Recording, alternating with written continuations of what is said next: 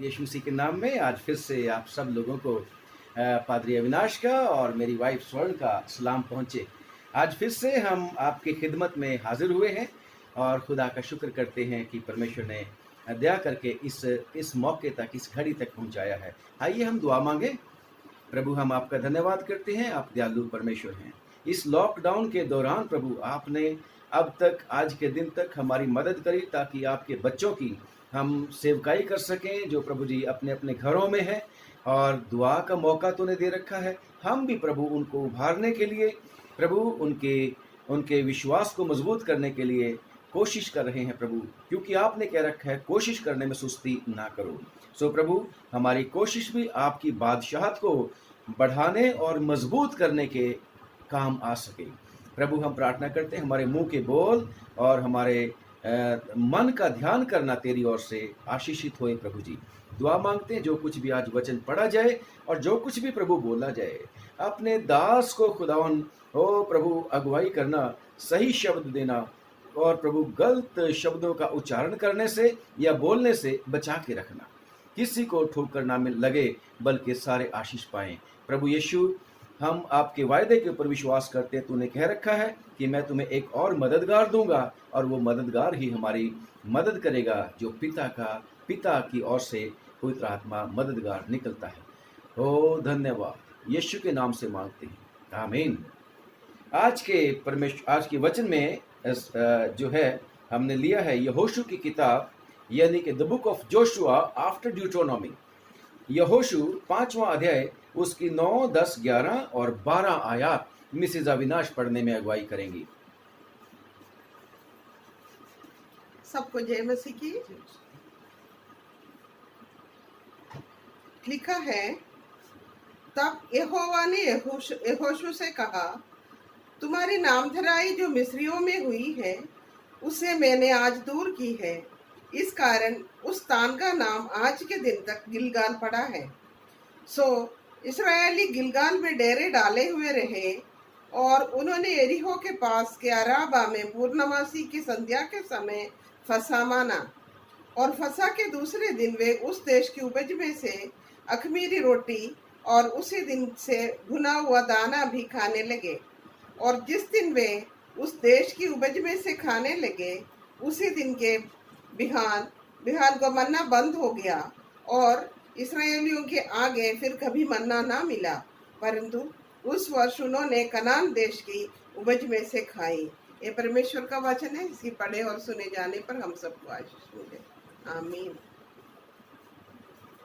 Thank you very much, God bless you. प्यारे भाइयों और बहनों, हम खुदा का शुक्र करते हैं कि आज भी परमेश्वर ने हमें अपना वचन दिया, और खुदा का शुक्र करते हैं कि प्रभु यीशु मसीह ने कह रखा है कि मेरा वचन जो है पूरा होता है, और उसमें एक बिंदु भी नहीं पूरा हुए बिना नहीं रह सकता। और खुदा का शुक्र करते हैं, अगर परमेश्वर का वचन की एक बिंदु की भी इम्पोर्टेंस है, तो आज भी जो वचन हमने पढ़ा है उसमें तो कई सारे बिंदु और कई सारी मात्राएं और कई सारी शब्द लिखे हुए हैं। ये भी हमारे फायदे के लिए है और ये भी पूरा होना है। और खुदा का शुक्र करते हैं, आज के वचन में जो हमने पढ़ा है कि इसमें उस समय का वर्णन है, उस समय का ब्यौरा है कि जब इस्राएली लोग परमेश्वर के वायदे के मुताबिक वायदा किए हुए देश में एंट्री कर चुके थे। और खुदा का शुक्र करते हैं कि जब उन्होंने परमेश्वर के उस वायदा किए हुए देश में, यानी कि प्रॉमिस लैंड, जिसका वायदा उसने इब्राहिम, इसाक और याकूब के साथ किया था, और मोसेस को उन्होंने परमेश्वर ने चुना था कि इनको लीड कर, पर आपको पता है स्टोरी का कि यहोशू ने उनको यर्दन के पार उस प्रॉमिस लैंड में पहुंचाया था। और खुदा का शुक्र करते हैं कि जब ये पहुंचे थे तो वो समय भी परमेश्वर ने ऐसा ठहराया कि फिर से कोइंसिडेंस या परमेश्वर की प्लानिंग का था कि इन लोगों ने तब भी परमेश्वर का फसा माना था। पास ओवर जो फेस्टिवल था उनका परमेश्वर ने इंस्टीट्यूट किया था या शुरू किया था, उसको इन्होंने माना था। खुदा का शुक्र करते हैं, फसा माना था, जिसमें 10वीं आयत में लिखा है, और ये फसह कब शुरू हुआ था?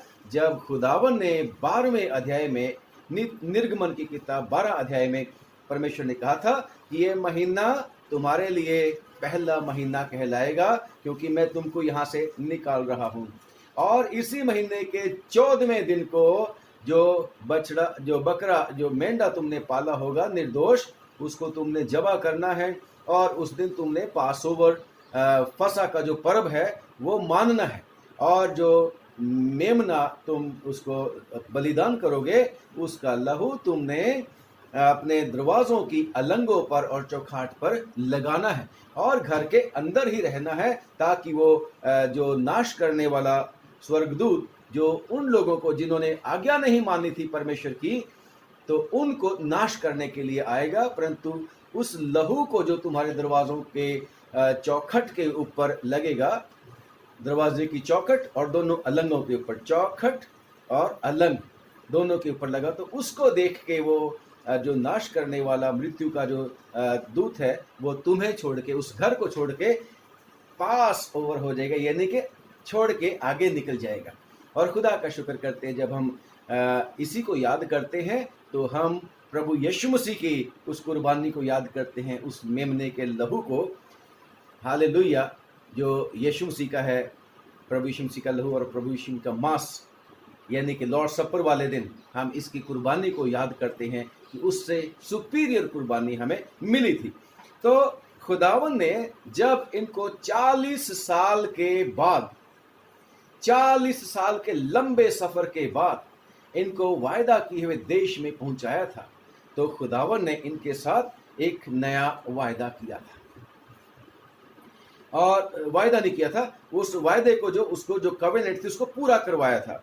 और यहाँ पर लिखा है 9वीं आयत में कि परमेश्वर ने उनको कहा कि आज के दिन मैंने तुम्हारी नामधराई, तुम्हारी बदनामी जो मिस्र में रहने के दौरान हुई थी तुम्हारी, क्योंकि तुम गुलाम थे, तुम गुलाम थे, तुम्हारी कोई मर्जी नहीं चलती थी, तुम्हारी कोई आज़ादी नहीं थी, तुम गुलाम थे, उस नामधराई को मैंने आज के दिन दूर कर दिया है। क्योंकि इसके ऊपर वाली आयात में जब आप पढ़ोगे तो उन्होंने खतना किया था, क्योंकि जब ये मिस्र में से निकले थे तो जो 20 साल के नीचे वाले लोग थे, जो जंगल के बीच में पैदा हुए थे, जिनकी गिनती नहीं की गई थी, जंगल में जो पैदा हुए थे, यानी कि उनको खतना करने का मौका नहीं मिला था, जो इब्राहिम के साथ परमेश्वर ने वाचा बांधी थी। और खुदा का शुक्र करते हैं, आज जो नए समय के लोग हैं, हमारा वो खतना, दिल का खतना जो होता है, प्रभु यीशु मसीह का जो निशान हम लेते हैं, वो है बपतिस्मा। बपतिस्मा के द्वारा हम प्रभु यीशु मसीह के साथ पैबंद हो जाते हैं, उसके साथ मिल जाते हैं, और बपतिस्मा के द्वारा ही परमेश्वर हमारी सारे के सारे पापों को माफ कर देता है, और उसी दिन हमारी नामधराई दूर हो जाती है। प्रेज द लॉर्ड, खुदा का शुक्र करते हैं। और खुदा का शुक्र करते हैं कि परमेश्वर हमें उसके बाद जो 6वां बाप, रोमियो की चिट्ठी 6वां बाप पढ़ते हैं, यीशु मसीह के ऊपर विश्वास करके बपतिस्मे के द्वारा पानी में गाड़े, पानी वाली कब्र में गाड़े जाने के बाद जी उठते हैं प्रभु यीशु मसीह की समानता में, नई चाल चलने के लिए, यीशु की चाल चलने के लिए, उसको फॉलो करने के लिए, क्योंकि वो हमें कहाँ लेके जाने का वायदा करता है? प्रॉमिस्ड लैंड में। यहोशू और मूसा को खुदा ने और एरन को यूज किया था, प्रॉमिस्ड लैंड जो जमीन पे है, जमीन पे है, इस्राएल का देश। और मेरे और आपको खुदावंद यीशु मसीह ने वायदा किया है प्रॉमिस्ड लैंड, जिसका वायदा 14 यूहन्ना 14 में कर रखा है कि मैं आऊंगा और मेरे बाप के घर में तुम्हें लेके जाऊंगा। उस प्रॉमिस्ड लैंड में जो सुपीरियर है, जो आसमानी यरूशलेम है, वहां पर परमेश्वर हमें लेके जाने का वायदा करता है।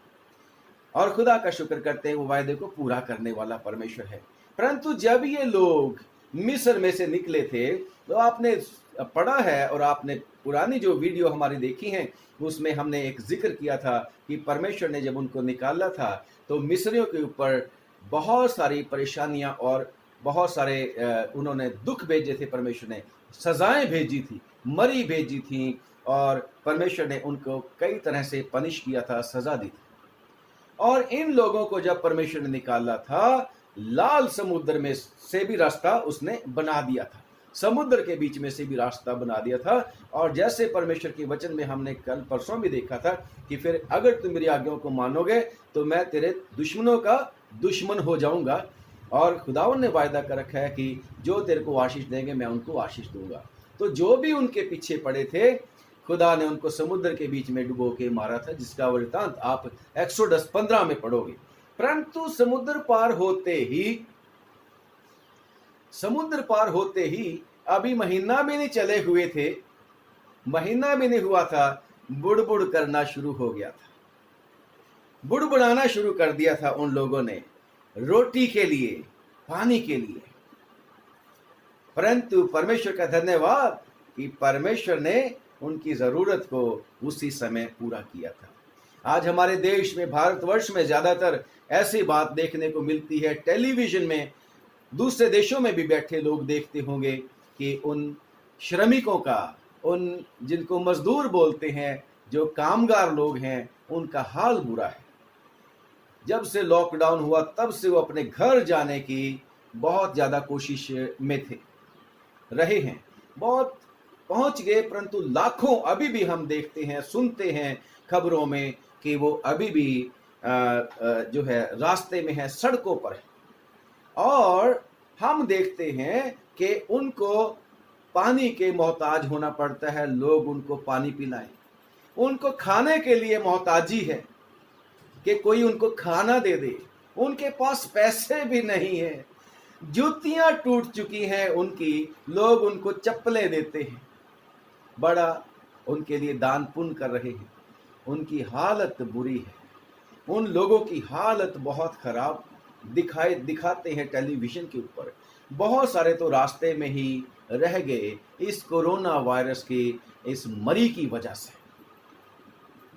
और खुदा का शुक्र करते हैं जो लोग पहुंच भी गए अपने गांव, अपने स्थान पर, वो भी अभी अपने प्रियजनों के साथ नहीं बल्कि प्रियजनों से दूर क्वारंटीन में है। परंतु यहाँ पर जो आज हमने देखा है, यहाँ पर ऐसा कुछ नहीं, परिवारों समेत हैं और सब लोग खुश हैं, सब लोग आनंदित हैं। गोया के जब इनका सफर शुरू हुआ था, यानी कि 16वां निर्गमन की किताब 16 बाब से ही आप पढ़ना शुरू करोगे तो लिखा है कि अभी दूसरे महीने के 15वां दिन ही हुआ था। यानी कि पहले महीने के निर्गमन की किताब 12 बाब उसके 1 आयत से लेके जब आप पढ़ना शुरू करोगे कि ये महीना जिसमें मैं तुम्हें निकालूंगा, ये तुम्हारा पहला महीना होगा। 14वें दिन को तुमने फसह मानना है, और 14 दिन की रात को ही उनको निकलना पड़ा था। जल्दी जल्दी उनको निकाल दिया गया था, जल्दी जल्दी उनको निकाल दिया गया था। और जब 16वां बाब पढ़ते हो आप निर्गमन की किताब, यहाँ लिखा है पहली आयत में ही, और अलीम से कूच करके इस्राएलियों की सारी मंडली मिस्र देश से निकलने के महीने के दूसरे महीने के 15वें दिन को सीन नाम जंगल में और अलीम और सीने पर्वत के बीच में आ पहुंची। और वहां सारी मंडली बक झक करने लगी, परेशान होगी। परंतु खुदा का शुक्र करते हैं कि वो परमेश्वर जिन्होंने उसकी जिम्मेदारी ली थी, वो परमेश्वर जो उनका सेनापति था, यहोवा राजा था, सेनापति था, जो उनके लिए लड़ता था, राजा था, जो उनको उनके लिए जिम्मेदारी लेता था। उसने किसी का मोहताज उनको नहीं होने दिया। जैसे ही उन्होंने खाने के लिए मांगा, रोटी मांगी, आसमान से फरिश्तों का खाना उनको दिया गया। पानी की प्रॉब्लम होगी, निकलते ही 15 चैप्टर में है, समुद्र पार किया ही था अभी 15वां चैप्टर, और उसकी 22वीं बाब में लिखा है कि पानी जो उनको मिला, कड़वा पानी मिला, कड़वा पानी मिला, खारा पानी मिला। परंतु खुदावन का शुक्र करते हैं, यहीं पे उनका परेशानी हो गई थी। अभी अभी देख के निकले थे, समुद्र को खुदा ने 2 भाग कर दिया और उनके बैरियों को भी सत्यानाश कर दिया, परमानेंटली उनका छुटकारा कर दिया, दोबारा उनके चंगुल में जाने की गुंजाइश ही नहीं छोड़ी। परंतु समुद्र के पार आते ही पानी ठीक से नहीं मिला। पानी तो मिला था परंतु खारा मिला, पी ना सके थे। तो उन लोगों ने वहीं पे मोजिस के विरुद्ध बकझक करना शुरू कर दिया, यानी कि उसकी क्या करना शुरू कर दिया था, बुराइयां और उसके बुड़बुड़ाना उसके ऊपर शुरू कर दिया था। परंतु मूसा ने क्या किया था उस सफर के दौरान, परमेश्वर की दुहाई दी और परमेश्वर ने उसको उसी समय प्रॉब्लम को सॉल्व कर दिया।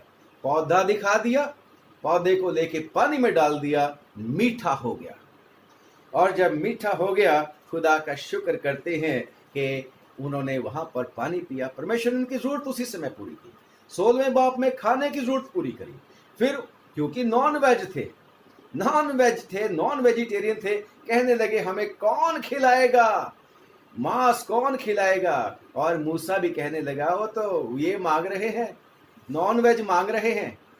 तो पर परमेश्वर, मैं भी उनको समझा रहा हूं, इस जंगल में सारे पक्षियों को भी ले आए खुदा, और समुद्र की मछलियां भी ले आए, इतनी बड़ी जनता है, ये क्या करेंगे, ये तो मेरे को ही मारने के लिए तैयार हो रखे हैं, पत्थरवा करने के लिए तैयार हो रखे हैं। ये तो दोबारा मिस्र वाली बातों को याद कर रहे हैं। 3री आयत 16 की, निर्गमन 16 की 3री आयत में इस्राएली उससे कहने लगे, बकझक करने लगे कि जब हम मिस्र देश में थे, मांस की हांडियों के पास बैठकर मनमाना भोजन करते थे, हमें तो उसी देश में गुलाम ही मर जाना अच्छा था। परंतु परमेश्वर ने कहा आज ही तुम खाओगे, मांस खाओगे। और खुदावन ने, जब उन्होंने विश्वास भी नहीं किया था, खुदावन का हुक्म भी तोड़ दिया था, तो आपको पता सारी स्टोरी का, परमेश्वर को बुरा भी लगा था।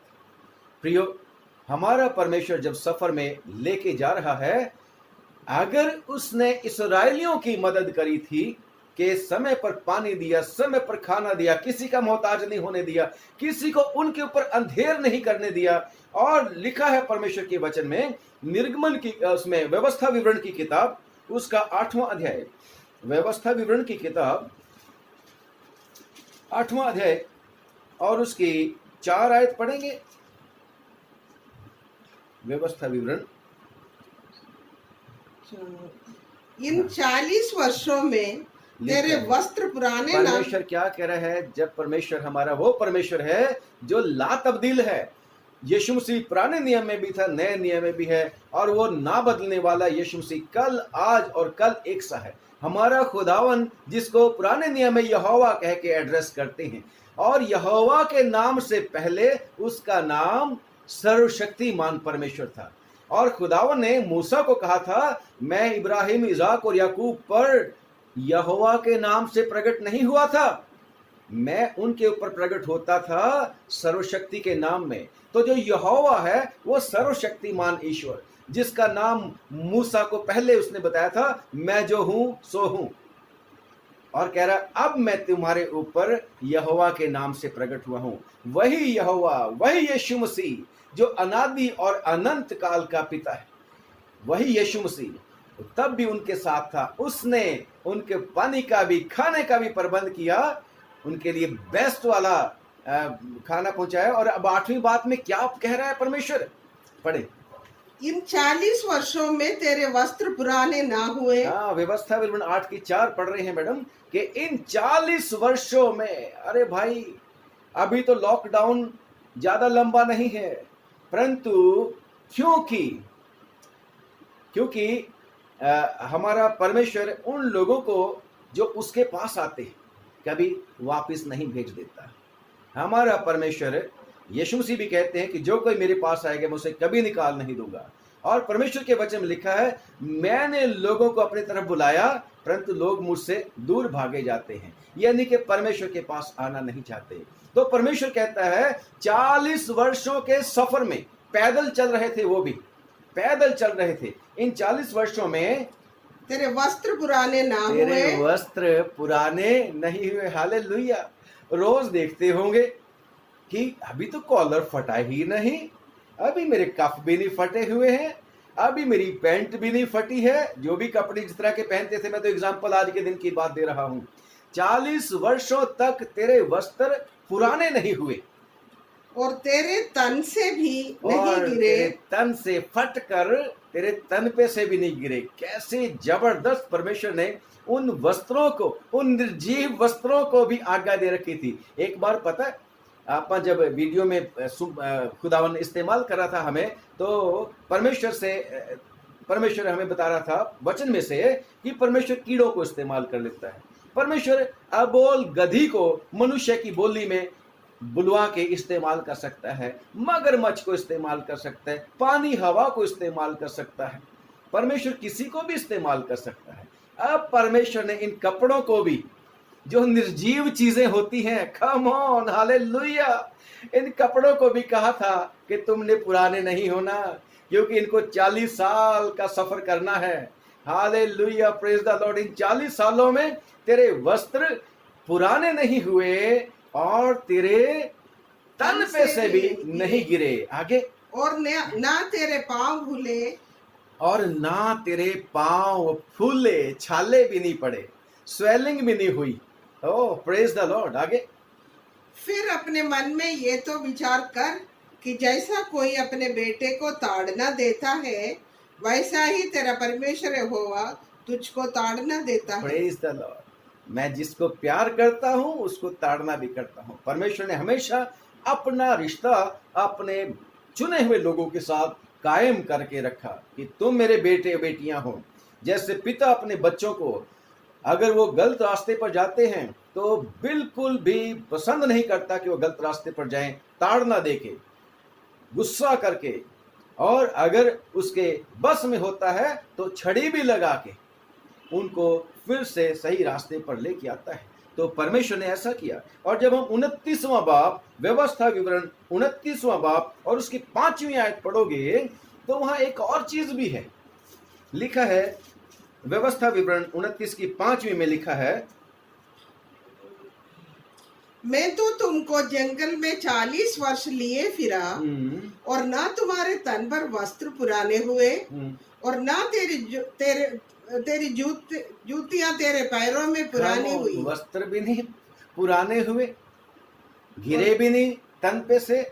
जूती को भी मैंने आज्ञा दी थी कि मेरी बेटी की जूती नहीं टूटनी चाहिए, ताकि ऐसा न हो जाए कि जंगल में से जब जा रहे हैं लोग मोहताज हो जाएं, कोई हमें जूती दे दो पहनने के लिए। क्योंकि वो भी जब चलते थे तो गर्मी का समय भी होता था, सर्दी का समय भी होता था उस देश में जिसमें से वो पार जा रहे थे। कांटे भी होते थे, बिच्छू भी होते थे, सांप भी होते थे, हर तरह की जो ऑकवर्ड सिचुएशन का उनको सामना करना पड़ता था। हर तरह की मुश्किलातों का उनको उस सफर में सामना करना पड़ता था। परंतु ये परमेश्वर, हमारा परमेश्वर, अद्भुत परमेश्वर, वही परमेश्वर उनका था, वही परमेश्वर हमारा है। हालेलुया। वो हमारी एक एक चीज की चिंता करता है, फिक्र करता है, किसी को अपने लोगों के ऊपर अंधेर करने नहीं देता। लिखा है ज़बूरों की किताब में कि वो तो राजाओं को भी हुक्म देता है, खबरदार मेरे चुने हुए को छूना नहीं है, मेरे चुने हुए को छूना नहीं है। और आगे पढ़ते हैं नबियों की किताबों में कि जो कोई मेरे चुने हुए को छुएगा वो मेरी आंख की पुतली ही को छुएगा। परमेश्वर की आंख में उंगली मार के फिर जाएगा कहाँ? Praise the Lord. उस ऑल माइटी की, उस सर्वशक्तिमान की कौन उसको इस तरीके से चैलेंज कर सकता है? कोई नहीं कर सकता, क्योंकि वो तो फूंक से ही बहुत कुछ कर देता है। एक हवा, एक सांस से ही सारी सृष्टि को नष्ट कर सकता है। यस, हमारा परमेश्वर वो परमेश्वर है जो हमें लेके चलता है। हमारा परमेश्वर ऐसा नहीं जिसको हमें उठा के लेके चलना पड़ता है या बॉक्स में बंद करके लेके चलना पड़ता है। हमारा परमेश्वर हमें लेके चलता है, वो सर्वशक्तिमान है, वो सारी सृष्टि का सृष्टि करता है। Praise the Lord. तो उस सफर में परमेश्वर ने इस तरीके से उनकी मदद करी। बेशक उस सफर में जब उसके लोग चलते थे, हर तरह के लोग उनके साथ थे। उनको बहकाने वाले लोग भी थे, उनको डराने धमकाने वाले लोग भी थे, उनको डिसहार्टन यानी कि बेदिल करने वाले लोग भी थे, उनको मिसगाइड करने वाले लोग भी थे। परंतु परमेश्वर फिर भी उनको बर्दाश्त करता था, उनको भी रोटी खिलाता था, उनको भी पानी पिलाता था, उनको भी परमेश्वर कपड़े नहीं फटने देता था, जूती नहीं टूटने देता था, उनको भी चट्टान में से भी पानी पिलाता था। परमेश्वर कभी अपनी बुलाहट से मुकरता नहीं, जिनको वो चुन लेता है उनको कभी छोड़ता नहीं। उसको चुने हुए छोड़ के चले जाएं, उनकी गुडविल है, क्योंकि परमेश्वर ने, बाइबल बताती है, सबको फैसला करने की ताकत दे रखी है, परंतु परमेश्वर हमेशा वफादार बना रहता है। और परमेश्वर ऐसे देश में उनको लेके जाना चाहता था प्रियो, जिसमें दूध और शहद की नदियां बहती हैं। जब परमेश्वर के वचन में से हम पढ़ते हैं नंबर्स, यानी कि गिनती की किताब और गिनती की किताब, उसका 13वां बाप आप लोग पढ़ लेना, 13वां बाप आप लोग पढ़ लेना। उसके 13 बाप की 25वीं आयत में और उसके 23वीं आयत में, 27वीं आयत में भी है कि वो देश ऐसा देश था जिसका भेद लेके आए थे जोशुआ, कालिब और 10 लोग और 10 कबीलों के और लोग थे, यानी कि 12 के 12 कबीलों के। और मूसा ने जब उनको भेजा था तो क्या बोला था कि उस देश की सारी देखभाल करके आना, जहां पर उस प्रॉमिस लैंड में, कि परमेश्वर ने कहा था कि मैं उस देश में तुम्हें लेके जाऊंगा जहां दूध और मधु की धाराएं बहती हैं, तो देख के आना और थोड़ी थोड़ी उपज भी लेके आना। तो ये लोग गए थे 12 भेदिए उस देश में, और जब वो आए थे तो उन्होंने क्या बोला था कि यस, वाकई उस देश में दूध और मधु की, शहद की धाराएं बहती हैं। और जब 13वां बाप आप पढ़ते हैं, नंबर्स 13 बाप और उसकी शायद 25वीं आयत में, कि जब वो आ रहे थे वापस भेदिए, तो एश्कलोन से उन्होंने क्या किया, उन्होंने अंगूरों का एक गुच्छा तोड़ लिया डाली समेत, टहनी पे जो गुच्छा था, और उसको लाठी बीच में डाल के उस टहनी के, और 2 लोगों ने कंधे पर उठाया था। ऐसी उपजाऊ वो जमीन थी। अनार भी वहां से लेके आए थे और भी फ्रूट लेके आए होंगे। और जब उन्होंने देखा, अरे यार फ्रूट ही इतना बड़ा बड़ा है, तो उन्होंने साथ ही साथ और भी बताया था, वहां बड़े बड़े लोग भी हैं, दानव भी हैं, है ना। और जैसे मैं बता रहा था, उस सफर में वो 10 लोग जो थे, मेजोरिटी जो थी, उन लोगों ने 80% लोगों ने कहा था हम उनका सामना नहीं कर सकते। 80% लोगों का परमेश्वर के ऊपर विश्वास नहीं था। अजीजों, आज भी ऐसा है कि 80% लोग परमेश्वर के ऊपर विश्वास करते हैं, चलते हैं उसके पीछे पीछे, परंतु विश्वास नहीं करते। और लिखा, वो 10 के 10 लोगों ने कहा कि हम तो मारे जाएंगे वहां, हम तो उनके सामने कीड़ों की तरह हैं। और वो उस सफर में एक मुसीबत का कारण बन गए। और लोग कहते सारी रात रोते रहे, और लोग इसलिए रोते रहे कि ये लोग हमें वहां पर लेके जा रहे हैं जहां पर मुश्किल है वहां पर पहुंचना। उन्होंने परमेश्वर के ऊपर सफर के बीच में चलते हुए परमेश्वर के ऊपर विश्वास नहीं किया।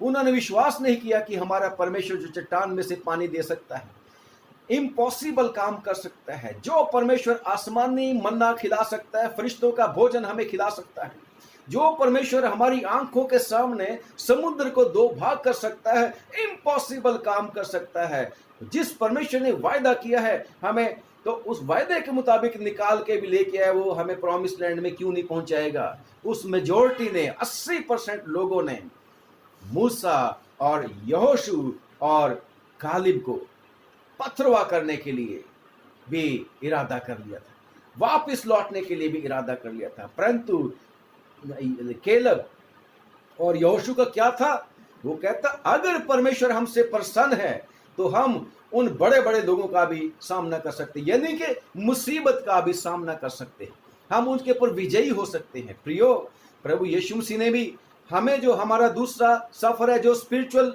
हमारी जर्नी है, उसमें कह रखा है अगर विश्वास करोगे तो ये पहाड़ जैसी मुसीबत भी आती है तुम्हारे सामने, विश्वास करोगे। कितना विश्वास? बहुत बड़ा विश्वास नहीं, राई के दाने जितना विश्वास भी करोगे तो पहाड़ से कहोगे कि हट जा, तो वो तुम्हारे रास्ते में से हट जाएगा। सिर्फ विश्वास करना है, जैसे जोशुआ और कालिब को था। और खुदा का शुक्र करते हैं कि परमेश्वर ने उनके इस विश्वास का आदर किया था। और वो जो 80% लोग थे, बल्कि जितने भी 20 वर्ष से ऊपर के लोग निकले थे, जो बहुत ज़्यादा नेगेटिव लोग थे, परमेश्वर के ऊपर विश्वास भी करते थे, परमेश्वर के कहलाते भी थे, उनमें से कोई नहीं गया। सिर्फ उनमें से जो निकले थे मिस्र में से, 2 ही लोग जो 20 वर्ष की आयु थे ऊपर वाले थे, 2 ही लोग उसमें एंट्री किया। बाकी जो एंटर किए थे आज के वचन के मुताबिक वो थे जो 20 वर्ष के नीचे वाले थे और जंगल में पैदा हुए थे, जिन्होंने बलवा नहीं किया था। ओह प्रेज द लॉर्ड। खुदावन हमारे साथ रहना चाहता है, चाहे कितनी भी बड़ी मुसीबत हमारे सफर में क्यों ना हो। हमारा जर्नी है प्रॉमिस लैंड की तरफ, यीशु मसीह की अगुवाई में ये परेशानियां आएंगी हमारे ऊपर, परंतु खुदा का शुक्र करते हैं, परमेश्वर हर परेशानी का समाधान आप करेगा। वो हमें किसी के सामने हाथ नहीं फैलाने देगा, सिर्फ चाहिए उसके साथ वफादारी के साथ चलना। और खुदा का शुक्र करते हैं, परमेश्वर का बंदा यहोशू जब लिखता है कि परमेश्वर ने क्या बोला था, मैंने तुम्हारी नामधराई को दूर कर दिया है। और खुदा का शुक्र करते हैं कि जब उन्होंने नामधराई को दूर हो गई, यानी कि उन्होंने परमेश्वर का खतना वाला सर्कमसिजन वाला हुक्म मान लिया, तो लिखा है उसी रात को उन्होंने फसह भी माना और अगले दिन से उनका जीवन ही बदल गया। वो मुसीबतें, वो परेशानियां, वो सारी की सारी उनको दुख और तकलीफें देने वाली चीजें, रास्ते में जो जो परेशानी उनको आई थी, जंगल, झाड़ियां, कांटे, सांप, बिच्छू और दुश्मन और भूख और प्यास, उस सारी का सारे, और यरदन नदी भी बीच में आ गई थी, समुद्र भी पहले आया था, उन सारियों का अंत करके परमेश्वर ने एक नया जीवन उनके सामने खोल दिया था। नई आशीषों का भंडार उनके सामने खुल गया था। परमेश्वर के वचन के मुताबिक जब आप पढ़ोगे पुराने नियम में, उनको बने बनाए घर मिलने की आस हो गई थी। उनको खोदे नहीं जैसे कुएं, उनको मिलने की आस हो गई थी, उनको विश्वास हो गया था। कब? जब उन्होंने परमेश्वर के ऊपर विश्वास कर लिया, परमेश्वर के किया हुआ वायदा पूरा कर लिया और फिर से स्मरण किया, फिर से याद किया वो फसह वाला दिन कि यस, हमने मिस्र में पहला फसह जब माना था तो उस समय परमेश्वर ने हमें मौत से बचाया था। उस समय परमेश्वर ने उस लहू के कारण, मेमने के लहू के कारण हमें उस मृत्यु से बचा लिया था, हमें अपने पंखों के साए में रख लिया था, कमरों में बंद करके रखा था, लॉकडाउन करके, ताकि दुष्ट की ताकतें हमें नष्ट ना कर सकें। और उनका सोचने का नजरिया चेंज हो गया था प्रियो। जब वो प्रॉमिस लैंड में पहुंच चुके थे, अभी उसने उन प्रॉमिस लैंड को उन्होंने ऑक्युपाई नहीं किया था, प्रॉमिस लैंड के बॉर्डर पे ही पहुंचे थे, तभी उनकी एक्सपेक्टेशन बहुत ज्यादा परमेश्वर ने उनको बता दी थी कि yes, these are the blessings I promised, and now the blessings, the doors of the blessings are open before you. दरवाजा तुम्हारे लिए आशीषों का मैंने खोल दिया है। और खुदा का शुक्र करते हैं कि परमेश्वर ने अब उनकी वो जो सोच थी, वो जो दासत्व वाली सोच थी, उसको भी चेंज कर दिया, उसको भी बदल दिया। और आगे जब उन्होंने काम शुरू किया तो परमेश्वर ने पहला ही मिराकल क्या किया था, तुम्हें लड़ना नहीं पड़ेगा, यरीहो की दीवार के चारों तरफ घूमना है 7 दिन।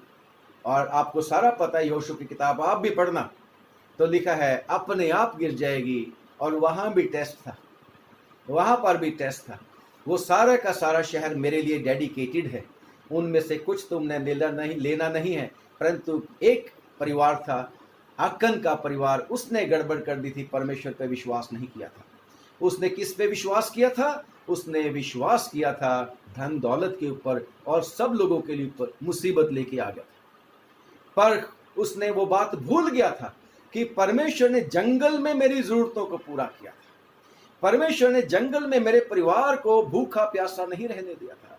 और खुदावन ने जंगल में ये भी कहा था, वो काला बाजारी नहीं करनी, फूड को स्टोर अप नहीं करना, वो मन्ने को रोज की रोज जाना है, रोज की रोज इकट्ठा करना है, रोज की रोज खाना है, और तुमने उसको बिल्कुल अगले दिन के लिए स्टोर करके नहीं रखना।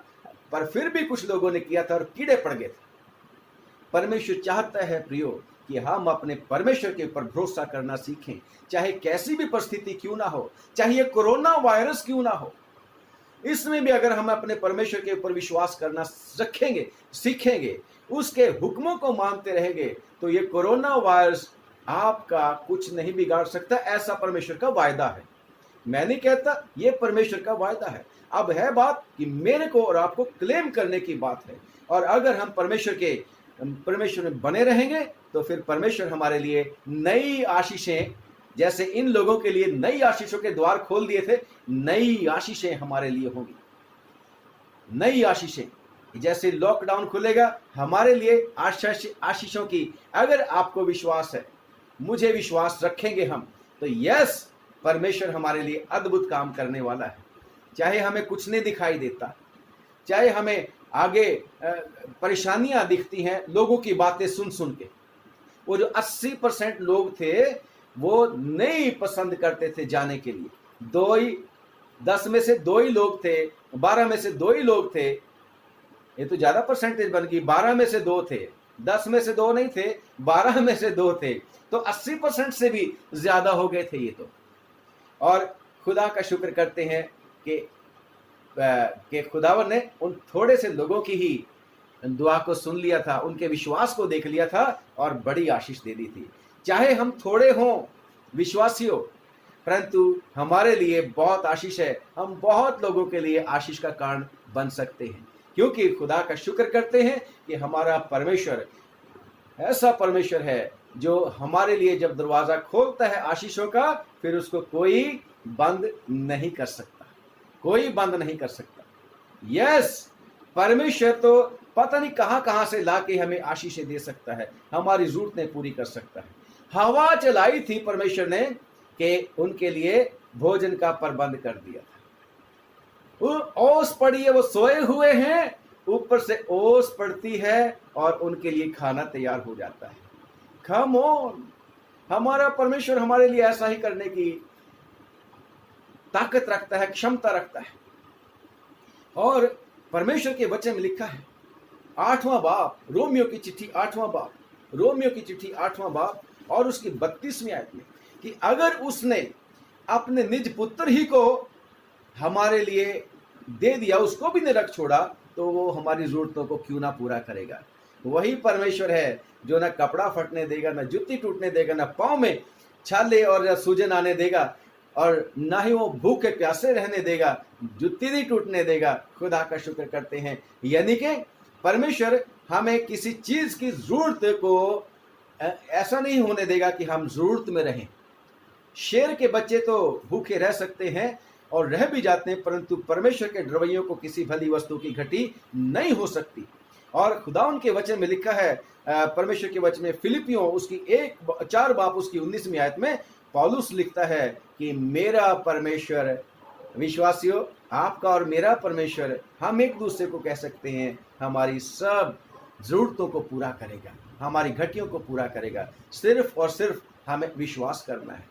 बेशक जैसे हम कल कह रहे थे कि धर्मियों के ऊपर ऐसा नहीं कि आपत्ति नहीं आ सकती, विपत्ति नहीं आ सकती, उनकी आजमाइश नहीं हो सकती, उन्हीं को तो ज्यादा होनी है, उन्हीं की ज्यादा होनी है ना। जैसे हम पढ़ते हैं प्रोवर्ब्स में भी, धर्मी 7 बार गिर भी सकता है, परंतु 7वां बारी परमेश्वर उसको उठा लेता है।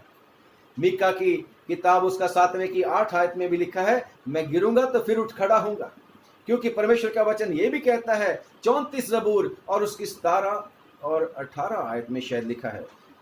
जबूर पढ़ते हैं, इसको पढ़ेंगे हम, आप भी निकाल लें बाइबल में से।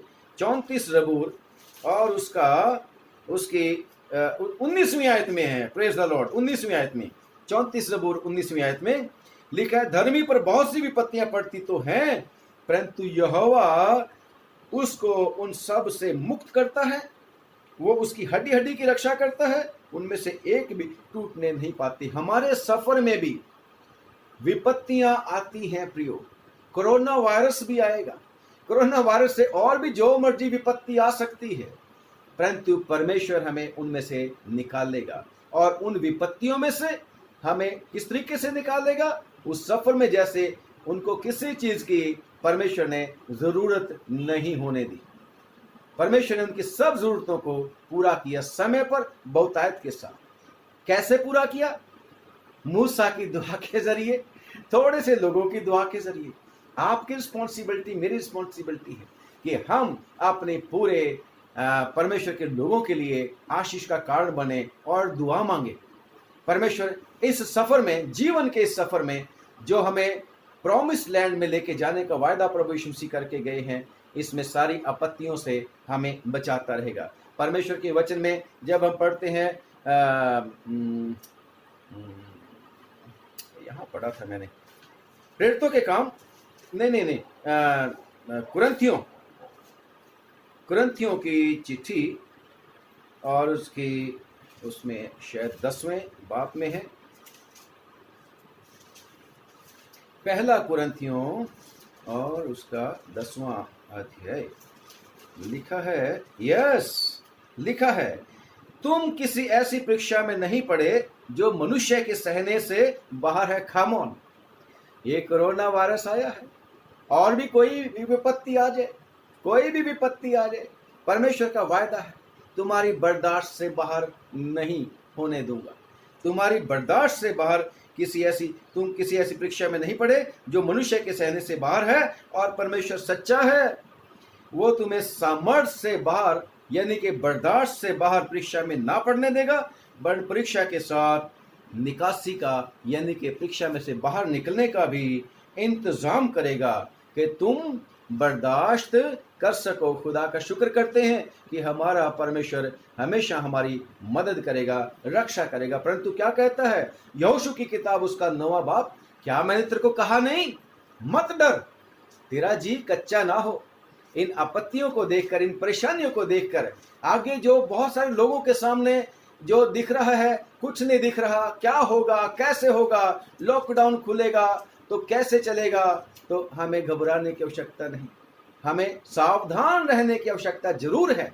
पूरे जो भी सावधानी के मेजर्स हैं उन्हें जरूर से अडॉप्ट करना है। लिखा है परमेश्वर के वचन में कि मूर्ख ही होता है जो विपत्ति को देखकर आगे बढ़ के उसको गले लगा लेता है, परंतु समझदार आपत्ति को देखकर, मुसीबत को देखकर, विपत्ति को देखकर सावधान हो जाता है और हट जाता है। आपको और मेरे को भी हटने के लिए भी, सावधान रहने के लिए भी, सांप की मानिंद चौकस रहने के लिए भी परमेश्वर बोलता है। तो यहोशू को क्या कहता है, क्या मैंने तेरे से नहीं कहा, मत डर, तेरा जी कच्चा ना हो, क्योंकि जहां कहीं तू जाएगा मैं तेरे साथ साथ हूंगा। हमारे सफर में खुदावंद हमारे साथ रहने का वायदा करता है। 41 बाब यशायाह का 10वीं आयत में, मत डर, मैं जो तेरे साथ हूं, मैं तेरे को अपने धर्म में दाहिने हाथ से पकड़कर लिए चलूंगा, मत डर, मैं तेरे साथ हूं। और परमेश्वर का वचन जो है, इसमें प्रभु यीशु मसीह ने भी कहा, मत्ती की इंजील और उसका 28 बाब और उसकी 20वीं आयत में लिखा है, देखो मैं ज़माने के अंत तक तुम्हारे साथ हूं। और अभी हमने पढ़ा था 2-3 दिन पहले वीडियो में, दूसरी में, यूहन्ना की इंजील उसका 14 बाब उसकी 18वीं आयत में यीशु ने क्या कर रखा, मैं तुम्हें अनाथ नहीं छोड़ूंगा। वो हमारे सफर में हमारे साथ साथ रहेगा। अगर हमारा परमेश्वर हमारे साथ साथ चलेगा तो फिर हमें किस बात का डर। हमें सिर्फ और सिर्फ जरूरत है कि धीरज धर के उसका आसरा रखें, जैसे ये ज़बूरों की किताब में, यानी कि भजन संहिता 40वें बाब में लिखा हुआ है। भजन संहिता 40वें बाब में लिखा है कि मैं सब्र के साथ परमेश्वर की बाट जोहता रहा। भजन संहिता 40 बाब उसकी 1 से लेके 5वीं आयत तक पढ़ेंगे, ध्यान से सुनिए।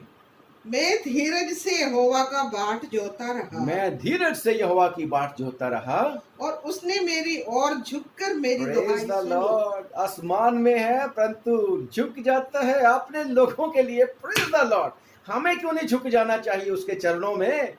हम भी परमेश्वर की तरफ झुक जाएं, हमारा झुकाव भी परमेश्वर की तरफ हो जाए। हमारा परमेश्वर वो परमेश्वर है जो इम्पॉसिबल को पॉसिबल करने वाला परमेश्वर है। हमारा परमेश्वर कभी धोखा नहीं देता, वो वफादार परमेश्वर है। वो हमारी तरफ झुक जाता है, यीशु मसीह को भेज देता है, come on go my people. मेरे बेटे मेरी बेटियां नाश हो रही हैं, तेरे लहू के द्वारा ही मैं इनको खरीद सकता हूँ। इनकी कुर्बानी तो पवित्र मेमने के लहू के द्वारा ही इनका छुटकारा हो सकता है। और यीशु मसीह आ जाते हैं, आसमान को झुका के नीचे आ जाते हैं। हालेलुया। तो हमें कितना ज्यादा होना चाहिए। उसने, फिर से पढ़े, उसने मुझे सत्यानाश नहीं, पहली आयत, मैं धीरज से यहोवा मैं की बाट सबर के जोहता रहा साथ यहोवा की बाट जोहता रहा।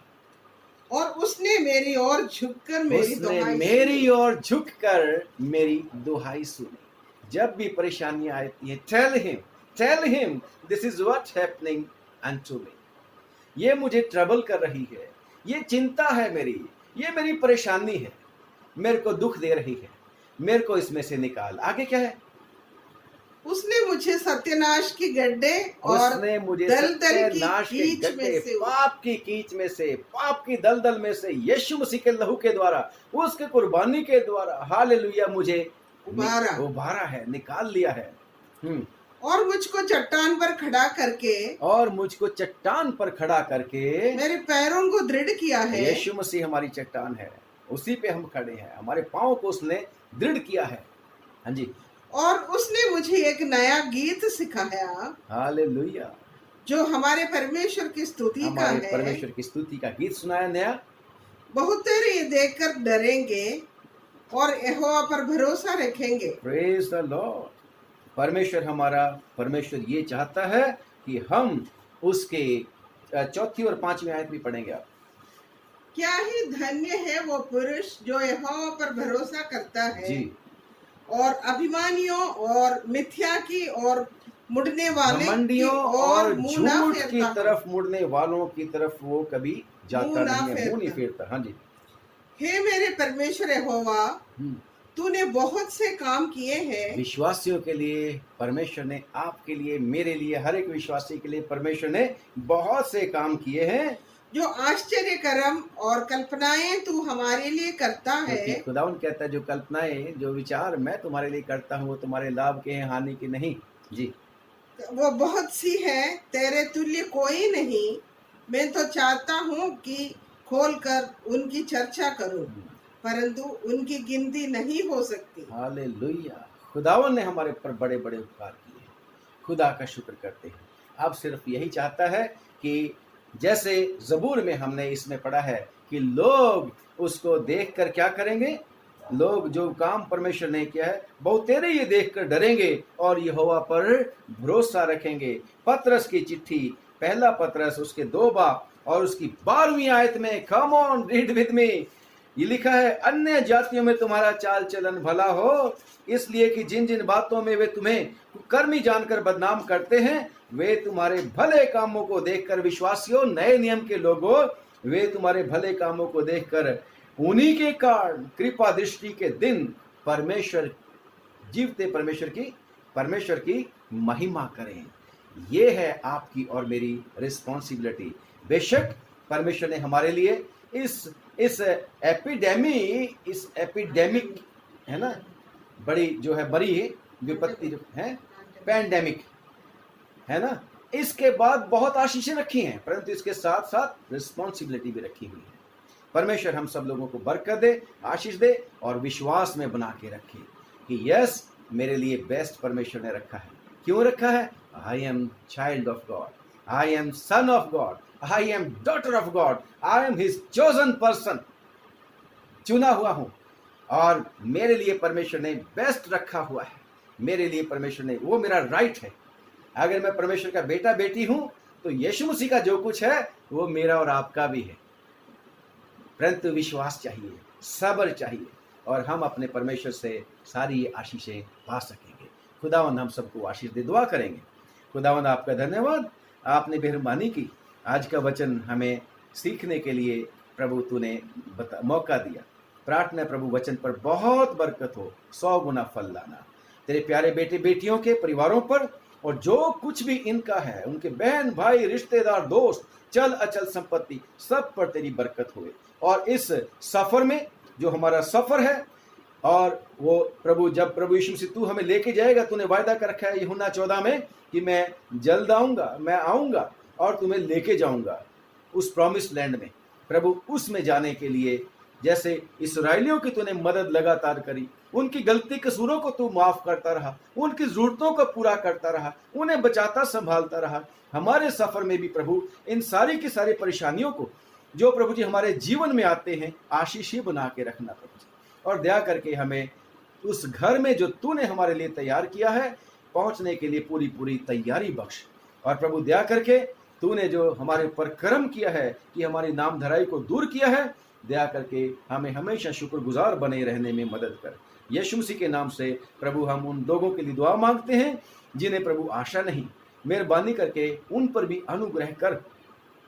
इस कोरोना वायरस को दूर कर प्रभु, इसका इलाज तेरी ओर से प्रभु, तेरे प्यारे किसी बेटे बेटी को ओ खुदा ये बुद्धि मिले जिससे प्रभु इसका इलाज ढूंढ सकें। और खुदावन तू तो चाहे तो खुदा तेरे वचन में लिखा है कि उसकी इच्छा के बिना एक चिड़िया जिसकी कीमत ही 1 पैसे में 2 चिड़िया मिलती हैं, तेरे वचन में लिखा है मत्ती की इंजील में कि वो नहीं गिरती। तो प्रभु ये कोरोना वायरस क्या चीज है, तू चाहे तो इसको आज ही की रात में खत्म कर सकता है, आज ही खत्म कर सकता है और कल सुबह एक नया दिन लेके आ सकता है, नई उम्मीद का दिन हमारे लिए आ सकता है। फिर भी तेरी मर्जी पूरी हो गई।